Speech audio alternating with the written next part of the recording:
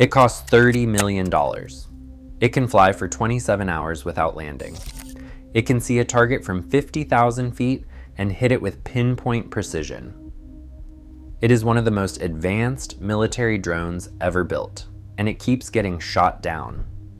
Not by other advanced aircraft, not by billion-dollar defense systems. In some cases, by weapons that are decades old. How does that happen? And what does it tell us about where drone warfare is heading? To understand the problem, you first need to understand what the MQ-9 Reaper was actually designed to do. The Reaper was not designed for war against an equal opponent. It was designed for a very specific environment, one where the military has complete control of the airspace. There are no enemy fighter jets, no sophisticated missiles, and no electronic jamming. Just open sky, a target on the ground, and unlimited time to watch it. That design philosophy worked perfectly for 20 years. In Afghanistan, in Iraq, in counterterrorism operations across Africa and the Middle East, the Reaper was almost untouchable. It could circle a target for hours, collect intelligence, and strike with precision. No pilot at risk, no fuel stops, no limits. The problem is that the world changed, and the Reaper did not. The Reaper has a cruise speed of around 200 to 240 miles per hour. It is large, and it has no stealth features whatsoever. Think about what that means in practice. A modern surface-to-air missile travels at several times the speed of sound. The Reaper travels at roughly the speed of a propeller aircraft from the 1940s. It cannot outrun a missile. It cannot outmaneuver one. It carries no countermeasures against incoming threats. In an uncontested environment, none of that matters. Nobody is shooting at it.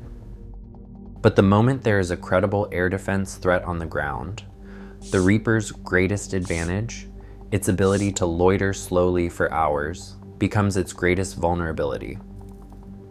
The slower it flies and the longer it stays in one area, the easier it is to track, predict, and target. It is not hiding. It is not fast.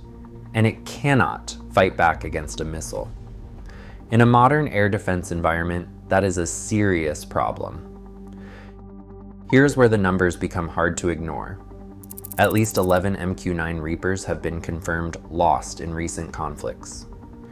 Each one cost approximately $30 million. In some cases, 7 were lost within a 6-week window. That is not bad luck. That is a pattern. What makes this especially alarming is who was shooting them down. It was not a military superpower with billion-dollar radar systems. In some cases, a combination of modified older equipment and basic electronic warfare was enough to bring down one of the most advanced drones in the world. The Reaper was built to face sophisticated threats. It is being lost to systems that are, in some cases, older than the pilots who operate them. The MQ-9 is not the only large military drone in operation. And looking at what other systems can do reveals exactly how much the Reaper's design is showing its age. Think of it this way. Imagine sending a school bus into a race against a sports car. The school bus is great at what it was built for, carrying a lot for a long time, reliably. But it was never built for speed. And in a race, it does not matter how good the engine is.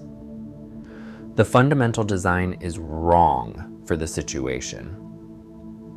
The Reaper is the school bus. It was built to carry sensors, weapons, and cameras for as long as possible. And it does that brilliantly, as long as nobody is trying to shoot it down. Now compare that to what the next generation of military drones looks like. Instead of large and slow, they are small and fast. Instead of flying in the open where radar can see them, they are designed to be nearly invisible to radar. The same way a stealth fighter is harder to detect than a normal aircraft. Instead of costing $30 million each, Some are designed to cost a few $1,000s and be used once.